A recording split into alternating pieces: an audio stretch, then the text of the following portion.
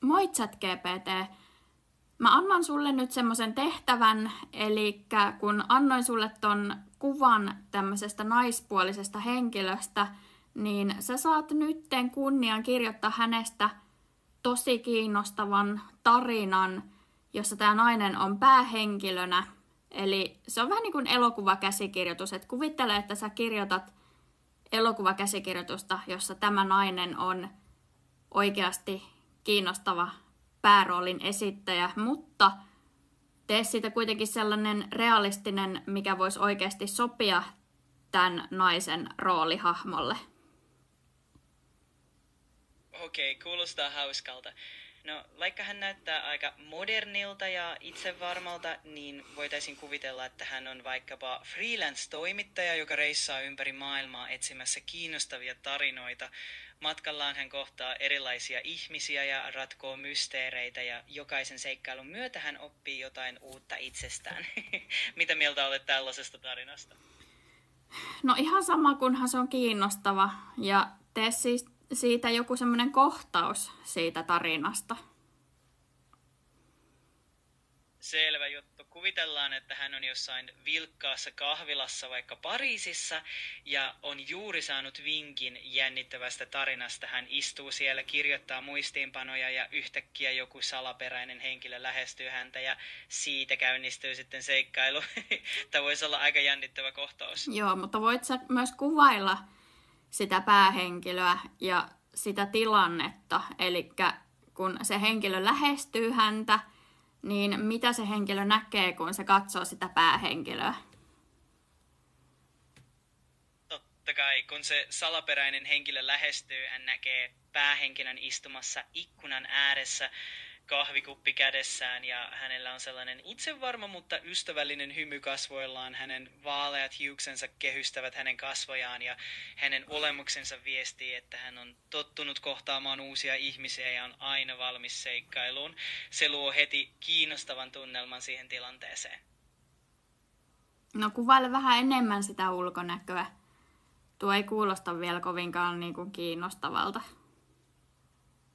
Ymmärrän.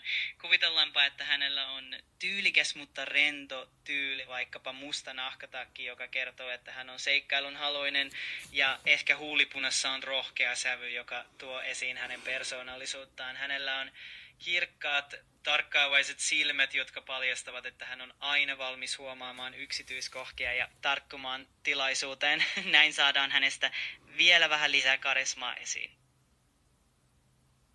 No joo, mutta onko tämä nyt parasta, mihin sä pystyt, kun sä kuvailet tota ihmistä? Ymmärrän. Pahoittelut, jos en osunut heti oikeaan sävyyn. Voin vielä syventää kuvausta. Hänellä voisi olla vaikka lämmin, itsevarma katse, joka kertoo, että hän on nähnyt maailmaa ja kerännyt paljon kokemusta. Hänen tyylinsä voisi olla elegantti, mutta silti rento ja ehkä hänen hymynsä on sellainen, joka saa muutkin tuntemaan olonsa mukavaksi. Siis mitä vittua? Tää oikeasti mua vituttaa tää sun vitun paskakirja. Siis, Ymmärrän, olen tää ei oikeasti kuulosta yhtään kiinnostavalta. Kiitos palautteesta ja pahoittelut, jos tämä ei ollut ihan sitä, mitä odotit. Yritän aina parantaa, joten jos haluat, voimme muokata tarinaa tai keksiä jotain ihan uutta. Kerro vaan, mihin suuntaan haluaisin. Miksi sä et keksinyt mitään parempaa tarinaa? Onko tuo nainen niin tylsän näköinen, että sä et edes jaksa? Ja sit sä kuulostatkin hirveän tommoselta kyllästyneeltä. Voi ei, pahoittelut, jos se vaikutti siltä. Yritän olla avuksi ja tehdä tästä mielenkiintoisen. Jos sinulla on jokin tietty idea tai tyyli, mitä haluaisit, niin kerro ihmeessä. Haluan, että... Okei, muutetaan tässä nyt kokonaan tuo päähenkilö. Kuvitellaan, että se päähenkilö on semmoinen missin tasoinen nainen, mutta se ei kuitenkaan ole mikään tunnettu missi, eli se on vähän niin kuin naapurin tyttö, mutta se on niin kuin semmoinen, joka voisi pärjätä oikeasti missikisoissa, mutta se vaan ei ole koskaan osallistunut niihin. Ja tee siitä nyt se päähenkilö. Niin katsotaan, minkälaisen kuvauksen sä keksit. Selvä, se kuulostaa hyvältä. Kuvitellaan, että tämä päähenkilö on luonnon kaunis, hurmaava ja helposti lähestyttävä, sellainen, josta huopuu sekä sisäinen että ulkoinen kauneus. Hän voisi olla vaikkapa sellainen, joka inspiroi muita ympärillään, ja vaikka hän ei olekaan osallistunut missikisoihin, hänellä olisi kaikki edellytykset pärjätä niissä. Tällainen päähenkilö voisi olla todellinen esikuva ja tuoda tarinaan vielä lisää mielenkiintoa ja syvyyttä. Joo, mutta kuvaile nyt sitä ihmistä. Nyt kun se mysteerihenkilö lähestyy sitä missin tasoista naista, niin miten se kuvaile se siinä kohtauksessa? Ehdottomasti, kun tämä mysteerihenkilö lähestyy, hän näkee tämän naisen istumassa valoisessa kahvilassa ja hänen olemuksensa on kuin suoraan elokuvasta. Hänellä on säteilevä hymy, elegantit piirteet ja hänen itsevarmuutensa näkyy jokaisessa eleessä. Hänen silmänsä loistavat innostuksesta ja uteliaisuudesta ja hänen olemuksensa herättää heti luottamusta ja mielenkiintoa. Okei, no miksi sä et kertonut tommosta? Miksi sä et keksinyt mitään tollasta kuvausta silloin alun perin, kun siinä oli mun kuva? Yritin vaan pysyä realistisena alussa, mutta haluan ehdottomasti tehdä kuvauksesta sellaisen. Ahaa, eli eikö mun kohdalla se sit ois realistista? Tommonen. Selvä, ymmärrän.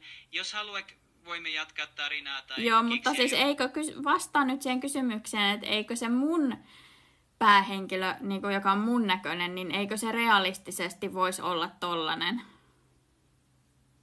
Totta kai, ilman muuta. Jokaisessa meissä on paljon potentiaalia ja voidaan kuvitella minkälainen tarina tahansa, joten jos haluat, että se päähenkilö heijastaa sinun piirteitäsi ja samalla on inspiroiva ja säteilevä. No mutta etkö sä luonnostaan kirjoittaisi semmoista tarinaa minusta, että mä olisin semmoinen inspiroiva ja luonnon kaunis?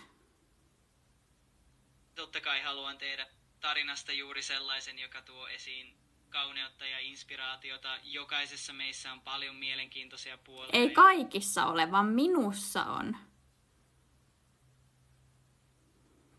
Ei todellakaan. Niin nyt sä sanot, että joo, kaikissa on, niin kyllä sussakin on, kun kaikissa on.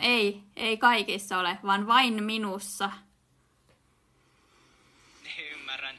Kiitos, että jaoit tämän. Keskitytään siis sinuun ja tehdään siitä mahdollisimman uniikki ja mielenkiintoinen tarina. No tee.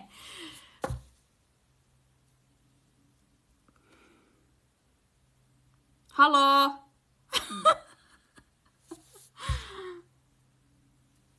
Haloo? Okei, ymmärrän. Jos haluat, voimme kokeilla jotain uutta tai no tee se tarina minusta. Ymmärrän. En tietenkään tunne sinua henkilökohtaisesti, mutta haluan aina tuoda esiin katso sitä kuvaa. Jos on jotain erityistä, mitä haluaisit sitä tuoda kuvaa. Esiin, kerro ihmeessä, niin voimme siitä. Katso sitä kuvaa, mun kuvaa. Ymmärrän. Ja haluan ehdottomasti kunnioittaa sitä, miten näet itsesi. Jokaisessa on kauneutta ja ainutlaatuisuutta ja se on tärkeintä.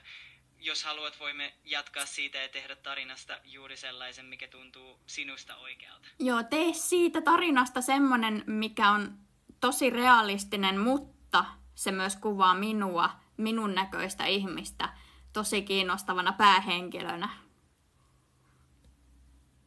Selvä, tehdään siitä tarina, joka tuo esiin sun ainutlaatuisuuden ja karisman. Vaikka tarina on realistinen, se voi silti olla täynnä mielenkiintoisia yksityiskohtia, seikkailuja ja inspiroivia hetkiä. Aloitetaan siitä, että sinä olet päähenkilö, joka löytää seikkailuja arjen keskeltä ja inspiroi muita omalla tavallaan.